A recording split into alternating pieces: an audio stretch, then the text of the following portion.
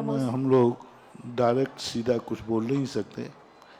पंच कल्याण में, गर्भ कल्याणक आदि में हम इस बात का संकेत देते।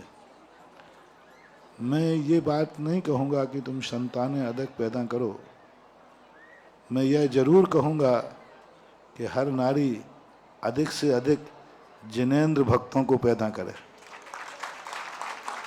एक जैन कुल में किसी का जन्म होता है तो उसने बेटे को ही जन्म नहीं दिया, उसने जिनेंद्र देव के भक्त को जन्म दिया, उसने अभिषेक करने वाले को जन्म दिया, उसने मुनि को हार देने वाले को जन्म दिया।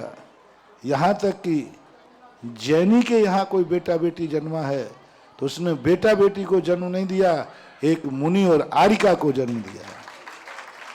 इसलिए जिस कुल में से मुनि और आरिका बनते हैं उनमें यदि संतान को तुमने रोका है परिवार नियोजन से, तो तुमने संतान को नहीं रोका है, एक जिनेंद्र भक्त को रोका है, एक शाकाहारी को रोका है, एक मुनि को रोका है, एक आरिका को रोका है। इसलिए जैनी यदि संतान को रोकती जैन समाज, तो इतने पाप के अंतराय का भागीदार होती है।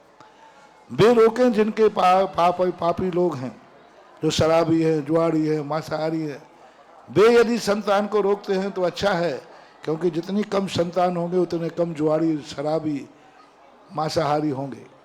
लेकिन जैनी को तो लिए तो शाकाहारी, यदि एक बेटा बिटिया हुआ तो एक शाकाहारी को जन्म दिया, एक बहुत बड़े धर्मात्मा को जन्म दिया।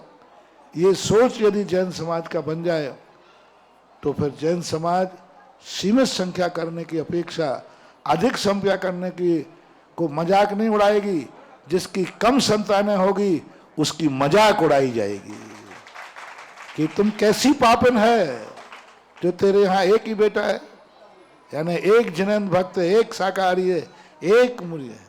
और जिसकी अधिक संतानें हैं उसके लिए आएगा कि इसके लिए कितना बड़ा कार्य है कि इसके इतने शाकाहारी पैदा किए, इतने जिनेंद्र भक्त पैदा किए, इतने मुनि आरिका बनने वाले पैदा किए।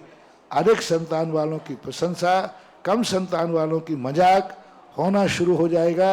यदि इस ढंग का प्रचार किया जाएगा, तो इस ढंग का सोच बनाया जाए तो